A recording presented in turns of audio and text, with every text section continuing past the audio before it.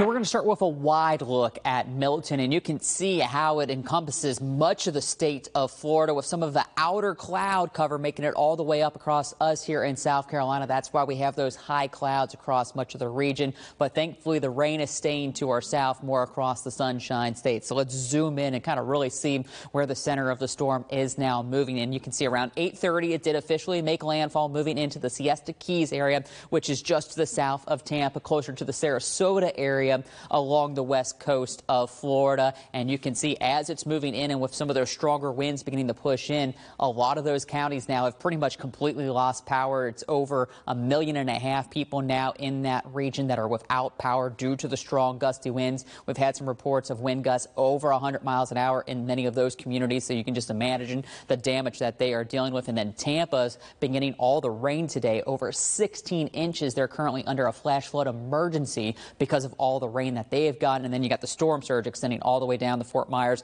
and into the Everglades. So this is going to be a very powerful system, and as expected, it is causing lots of damage up and down the state of Florida. So here is the latest. It has slightly weakened, now down to a Cat 2 storm with winds of 110 miles per hour. As mentioned, moving still pretty quickly to the east-northeast at 16. So this is going to help to move it across the state pretty quickly through the overnight hours. And I would say by daybreak, it's already moving its way out into the Atlantic. So let's take a look at the latest track, and you can see by about 9 o'clock, it's pretty much already moving off the east coast and getting out into the Atlantic, but will maintain likely hurricane strength throughout the entire night. So we'll be looking at winds 90 to 100 miles an hour all the way across the state of Florida, continuing. Well, once it gets out into the Atlantic, should weaken, but as it does get into the Atlantic, we'll get that onshore flow here in the Carolinas and across Georgia. And so that is why we do have tropical storm warnings just off the coast all the way up to the North Carolina border. And then it does include portions of Jasper, Beaufort, and Clarendon County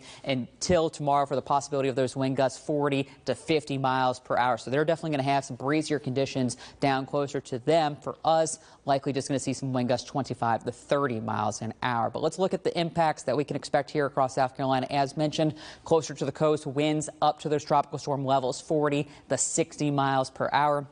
Definitely going to see some high surf with waves 5 to 8 feet. That's going to cause beach erosion and rip currents. So not a good day to be out in the water. And then here locally, those gusts again 25 to 35 miles per hour. Here's what we're expecting in Columbia. Some wind gusts around just before lunchtime and into the early afternoon, 20 to 25 miles per hour. But the farther east you are, a little stronger those wind gusts could get through the afternoon. We just have those high clouds for Milton across much of the area, but otherwise a fairly cool, comfortable night. Temperatures down to 64 degrees. Dew points in the 50s, so very pleasant out there, and really expecting temperatures to continue to cool through tonight. All of us likely dipping into the 50s for overnight lows, and then tomorrow we should get back into the mid 70s with plenty of sunshine, but again, could be a little windy at times, some gusts 30 to 35, especially the farther east and south you get from Columbia. But the good news is the sunshine continues all the way through the weekend. Now we will warm up a little bit, upper 70s to low 80s Saturday and Sunday, still warm Monday. Another cool down though Tuesday into Wednesday as temperatures